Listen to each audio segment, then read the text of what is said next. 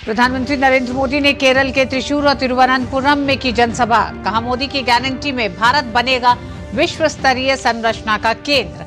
शाम को तमिलनाडु के तिरुनेलवेली में करेंगे चुनावी रैली।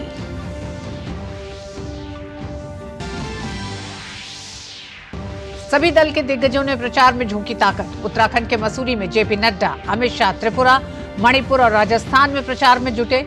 जम्मू में राजनाथ सिंह ने भरी हुंकार। राहुल गांधी ने वायनाड में, प्रियंका गांधी ने राजस्थान के अलवर में किया रोड शो। मुरादाबाद में मायावती ने की जनसभा।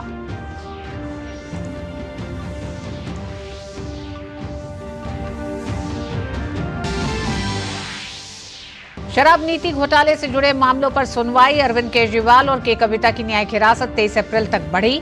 केजरीवाल की गिरफ्तारी के खिलाफ याचिका पर हाईकोर्ट के फैसले पर भी सुप्रीम कोर्ट में सुनवाई। अदालत ने ईडी से मांगा जवाब।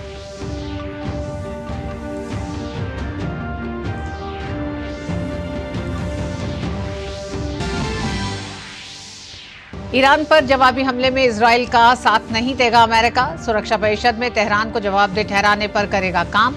संयुक्त राष्ट्र प्रमुख ने इजरायल पर ईरान के हमले के बाद संयम बरतने का किया आह्वान।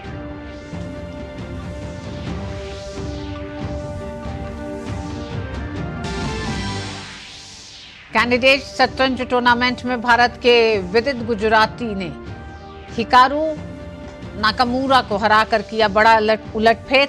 वहीं डी गुकेश और आर प्रज्ञानंदा के बीच खेला गया मैच रहा ड्रॉ।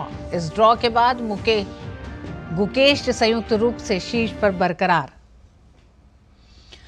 नमस्कार, डी न्यूज में आप सभी का स्वागत है। खबरों की शुरुआत करेंगे सबसे पहले 24 की चुनौती की खबरों से।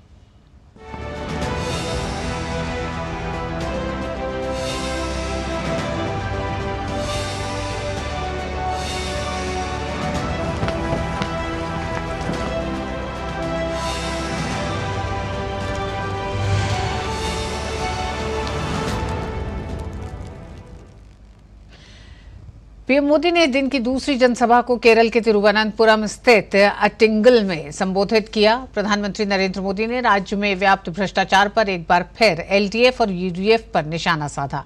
पीएम ने सहकारी बैंकों में हुए गबन को लेकर सीपीएम नेताओं को घेरा। उन्होंने जनता से वादा किया कि भ्रष्टाचार का शिकार हुए लोगों को उनका पैसा वापस किया जाएगा।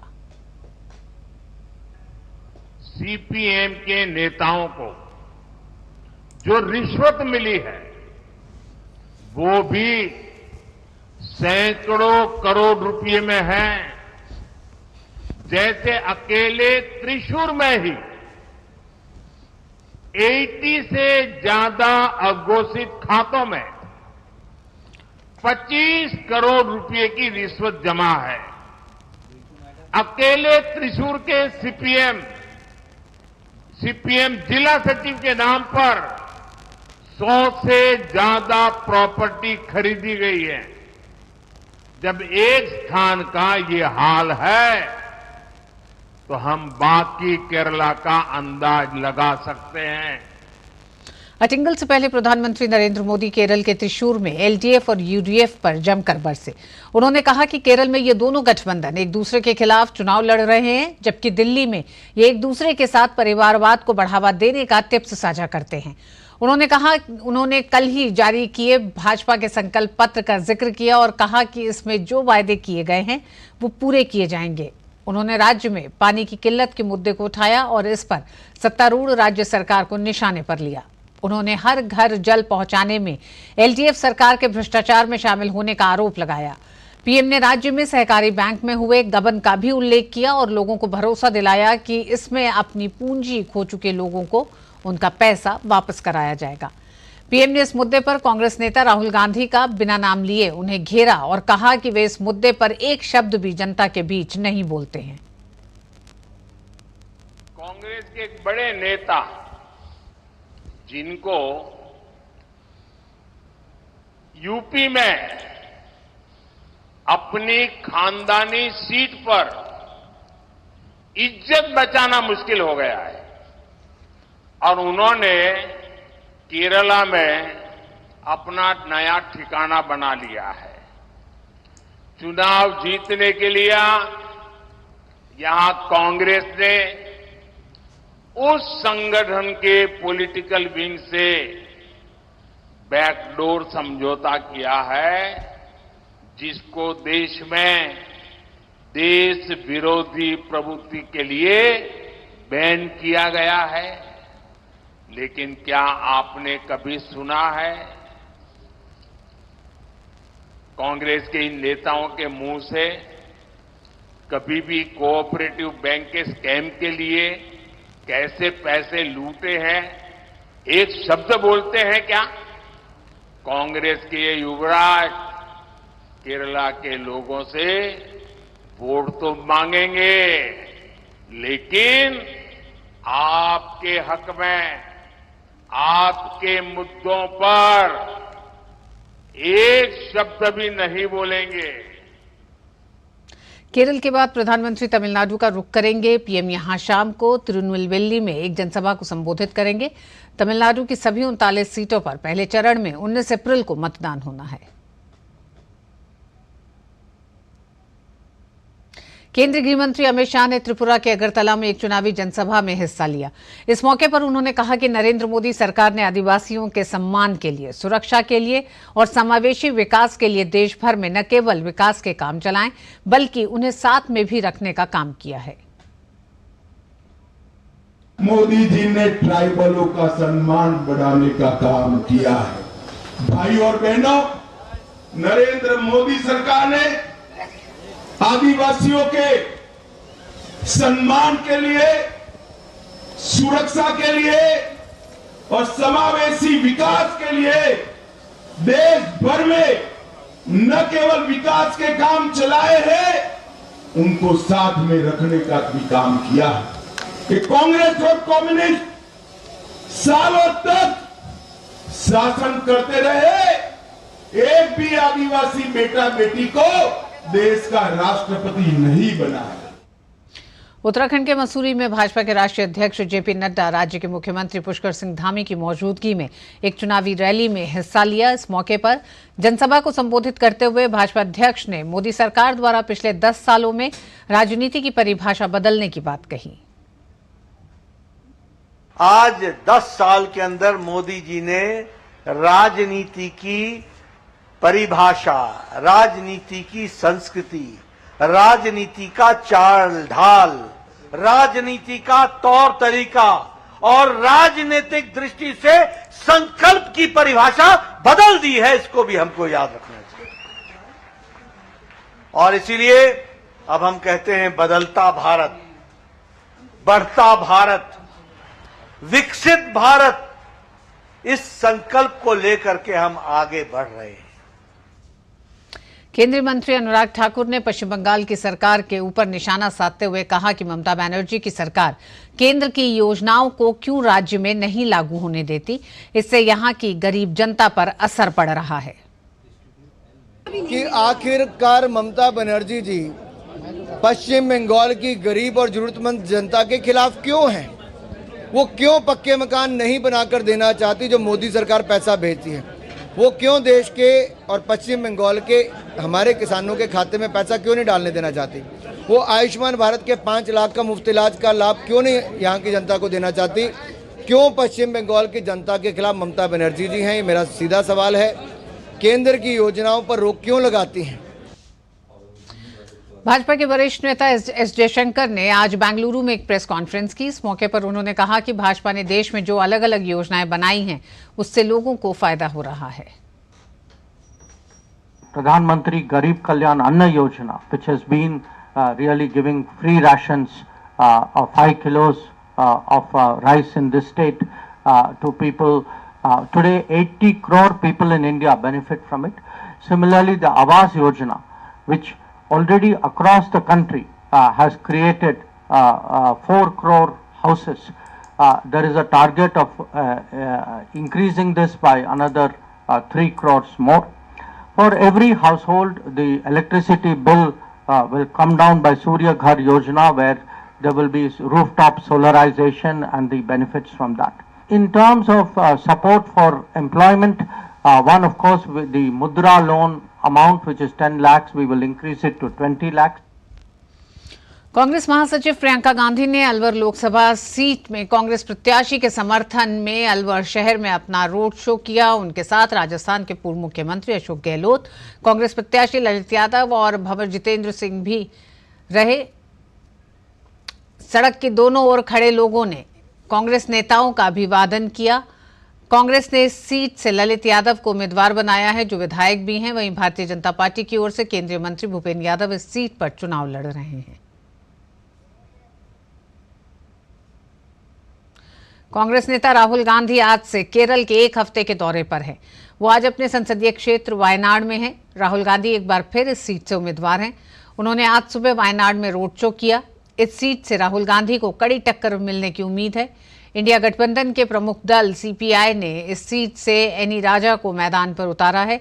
वहीं भाजपा ने अपनी राज्य इकाई के प्रमुख के सुरेंद्रन को मैदान में उतारा है। इस मौके पर उन्होंने बीजेपी पर हमला बोलते हुए कहा कि यहां पर मुख्य लड़ाई कांग्रेस और आरएसएस की विचारधारा की है। The main fight is against the ideology of the RSS and the ideology of the Congress party. So the BJP people, the Prime Minister, they say one nation, one people, one language, one leader. And this is a fundamental misunderstanding of our country, because language is not something that is imposed from the top. Language is something that comes out from inside the person, inside the heart of the person. Congress नेता जयराम रमेश ने press वार्ता को संबोधित करते हुए कहा कि उत्तर पूर्व राज्यों में कांग्रेस का अच्छा जनाधार है। असम के 7 मंत्री और मुख्यमंत्री खुद जोरहाट में कांग्रेस उम्मीदवार को हराने की पूरी कोशिश कर रहे हैं। हमारे उम्मीदवार मजबूती से लड़ रहे हैं। हमारा प्रचार सभी जगहों में सही ढंग से चल रहा है।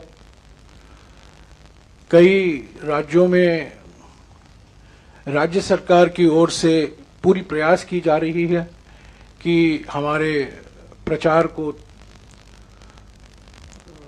उसके सामने कुछ बाधाएं लगाने के लिए, खास तौर से असम में असम के मुख्यमंत्री और असम के 7 मंत्री सिर्फ एक ही सीट पर वो ध्यान दे रहे हैं। खुद मुख्यमंत्री जोरहाट में बैठे हुए हैं क्योंकि वो घबराए गए हैं कि जोरहाट के हमारे उम्मीदवार गौरव गोगोई जी जरूर इस सीट को जीतने वाले हैं।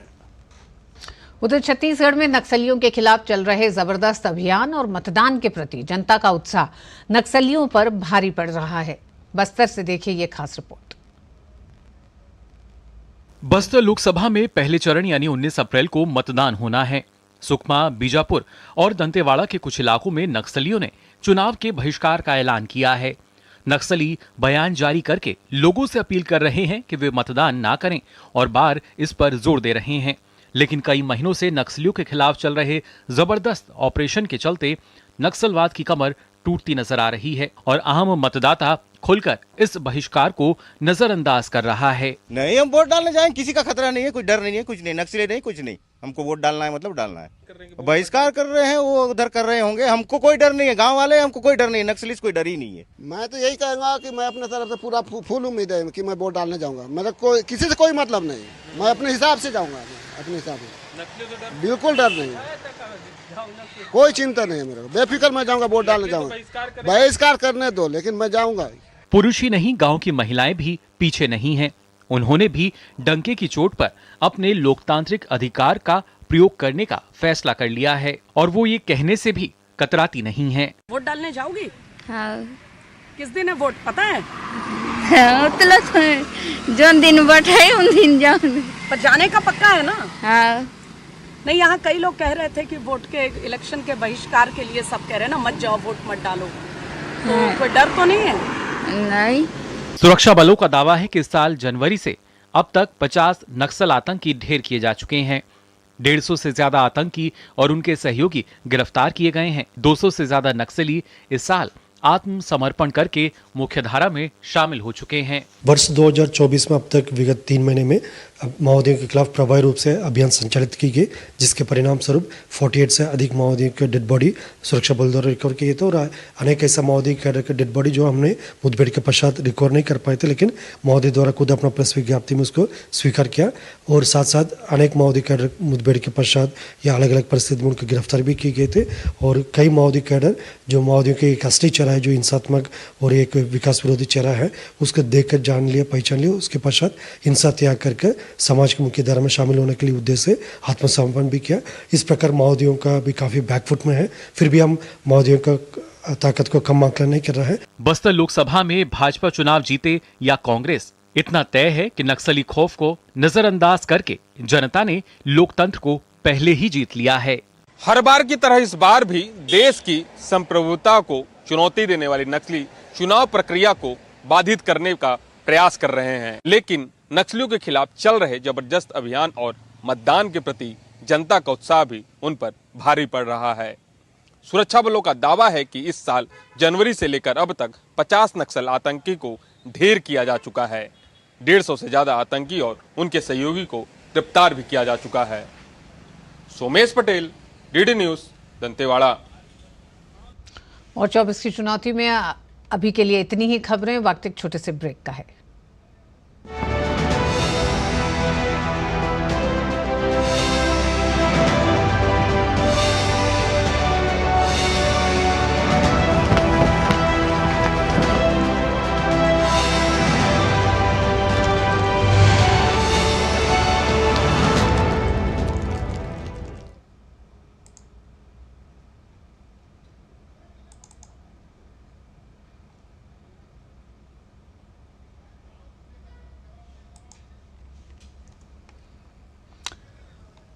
और दिल्ली हाईकोर्ट के फैसले के खिलाफ अरविंद केजरीवाल की अपील पर सुप्रीम कोर्ट ने ईडी को नोटिस जारी किया है। केजरीवाल की गिरफ्तारी को चुनौती देने वाली याचिका को हाईकोर्ट ने खारिज किया था।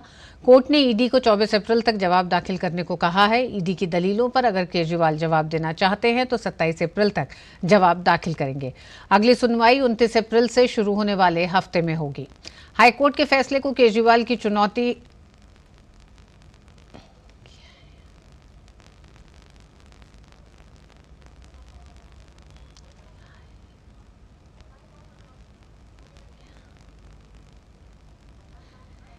ईडी की दलीलों पर केजरीवाल जवाब देना चाहते हैं तो वो 29 अप्रैल से शुरू होने वाले हफ्ते में जो सुनवाई होगी उस दौरान वो ईडी की दलीलों पर अपना जवाब दाखिल कर सकते हैं। दिल्ली शराब नीति घोटाले से जुड़े मनी लॉन्ड्रिंग मामले में आरोपी मुख्यमंत्री अरविंद केजरीवाल की मुश्किलें कम होने का नाम नहीं ले रही हैं। अब दिल्ली की राउज एवेन्यू कोर्ट ने उनकी न्यायिक हिरासत को 23 अप्रैल तक के लिए बढ़ा दिया है।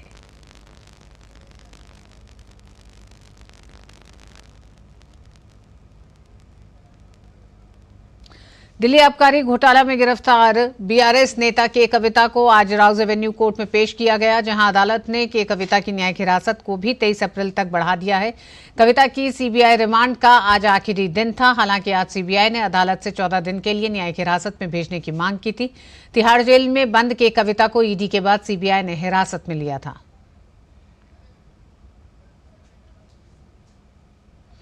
सुप्रीम कोर्ट और हाई कोर्ट के 21 रिटायर्ड जजों ने चीफ जस्टिस ऑफ इंडिया को चिट्ठी लिखकर कहा है कि वह न्यायपालिका के खिलाफ गलत सूचनाओं और जनभावनाओं को भड़काने की घटनाओं को लेकर चिंतित हैं।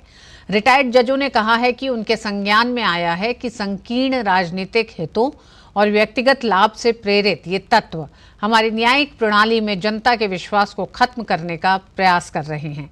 हाल ही में कई बार अदालतों और जजों की ईमानदारी पर संदेह करके न्यायिक प्रक्रियाओं को प्रभावित करने की कोशिश की गई है। इस तरह की हरकतें न केवल हमारी न्यायपालिका की पवित्रता का अनादर करती हैं, बल्कि निष्पक्षता के सिद्धांतों को भी सीधी चुनौती देती हैं। कुछ खास समूहों द्वारा अपनाई गई ये रणनीति बेहद परेशान करने वाली है। सर्वोच्च न्यायालय के नेतृत्व में न्यायपालिका ऐसे दबावों के खिलाफ मजबूत हो और ये सुनिश्चित हो कि हमारी कानूनी प्रणाली की पवित्रता और स्वायत्तता संरक्षित रहे। इन रिटायर्ड जजों ने लिखा है कि वह न्यायपालिका के साथ एकजुटता से खड़े हैं और इसकी गरिमा, अखंडता और निष्पक्षता को बनाए रखने के लिए किसी भी तरह से समर्थन करने के लिए तैयार हैं। बुलेटिन में वक्त एक छोटे से ब्रेक का। हमारी पीढ़ी को तो वोट के बदले में धोखे ही मिले थे। और हमारी पीढ़ी को बस गरीबी हटाओ के नारे। पानी ढोती थी, इज्जत दाव पर लगाकर अंधेरे में शौच को जाती थी, धुएं में आंखें जलाती थी। और फिर हमें मिले मोदी जी कामदार। हमारा दर्द महसूस किया है मोदी जी ने, तभी तो झट से भेज दिए बिजली, पानी, गैस, शौचालय। अब घर में बीमारियां कम हो गई है ना अम्मा? हाँ। दवा का खर्चा घटा है और ढेर सारा समय बचा है। हमारे जैसे करोड़ों निकले हैं गरीबी से बाहर। पर मम्मी भाभी, मोदी जी कहते हैं कि ये तो बस ट्रेलर है, आगे पूरे भारत से गरीबी हटाने की गारंटी है मोदी जी की। और मोदी को जिताना है हमारी गारंटी है। कमल का बटन दबाएं, भाजपा को जिताएं। तुम्हें पता है इन्वेस्टर्स के लिए एक इन्वेस्टर प्रोटेक्शन फंड होता है IPF, लेकिन अगर तुम्हारा ट्रेड एक्सचेंज पर एग्जीक्यूट नहीं हुआ या फिर कोई गारंटीड रिटर्न्स वाली स्कीम है तो ये IPF आपकी मदद नहीं कर सकता है। और अगर आपका ब्रोकर ही डिफॉल्टर बन जाए तो फिर IPF आपको कॉम्पेंसेशन दिला सकता है। कहाँ से सीखा? NSE की साइट पर। सोच कर समझ कर इन्वेस्ट कर। वैश्विक चुनौतियों के बावजूद कुल निर्यात पिछले साल के उच्चतम रिकॉर्ड को पार करने का अनुमान है। वित्त वर्ष 2022-23 में 776.40 बिलियन अमेरिकी डॉलर की तुलना में वित्त वर्ष 2023-24 में इसके 776.68 बिलियन अमेरिकी डॉलर तक पहुंचने का अनुमान है। इस दौरान खासकर engineering goods, electronic items, pharma, petroleum products के निर्यात में बड़ा उछाल आया है। वहीं वाणिज्य मंत्रालय के डेटा के अनुसार वित्त वर्ष 2022-23 में इलेक्ट्रॉनिक सामान का निर्यात 23.55 बिलियन अमेरिकी डॉलर से बढ़कर वित्त वर्ष 2023-24 में 29.12 बिलियन अमेरिकी डॉलर हो गया है। भारतीय मौसम विभाग ने बताया है कि इस बार जून से सितंबर तक मॉनसून सामान्य से बेहतर रहेगा। वहीं मौसम विभाग 104 से 110% के बीच बारिश को सामान्य से बेहतर मानता है।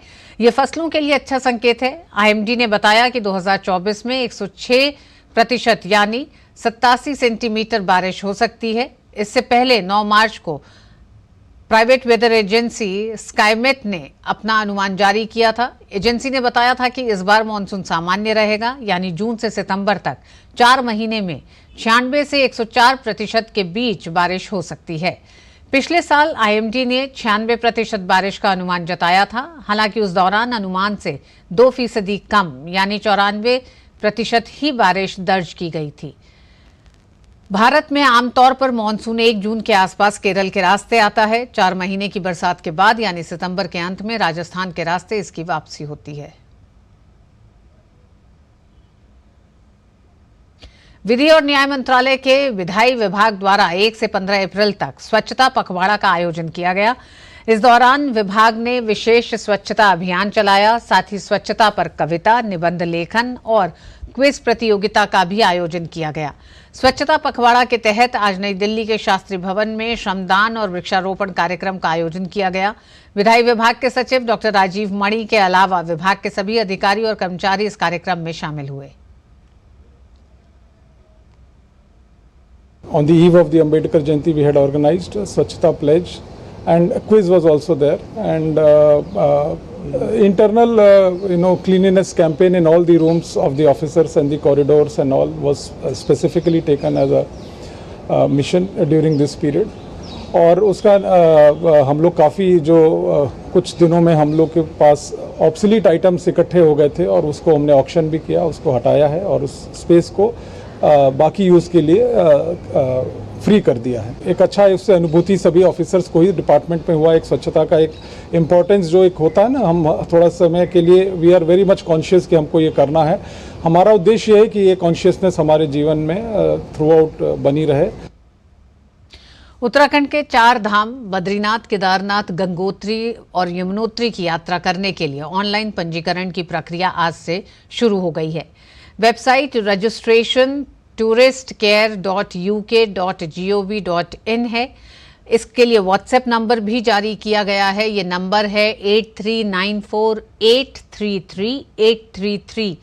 इस पर आप यात्रा लिखकर मैसेज करके भी पंजीकरण कर सकते हैं। पर्यटन विभाग ने टोल फ्री नंबर 01351364 पर कॉल करने पर पंजीकरण की सुविधा दी है। साथ ही स्मार्टफोन पर tourist care Uttarakhand mobile app से पंजीकरण कर सकते हैं। उत्तराखंड पर्यटन विकास परिषद द्वारा इस साल भी यात्रियों की संख्या को सीमित करने की कोई भी व्यवस्था नहीं की गई है। केदारनाथ, यमुनोत्री, गंगोत्री धाम के कपाट 10 मई को खुलेंगे और बद्रीनाथ धाम के द्वार 12 मई से दर्शन के लिए खुलेंगे। और इस बुलेटिन में बस इतना ही। मुझे दीजिए अनुमति। डीडी न्यूज पे खबरें जारी रहेंगी। नमस्कार।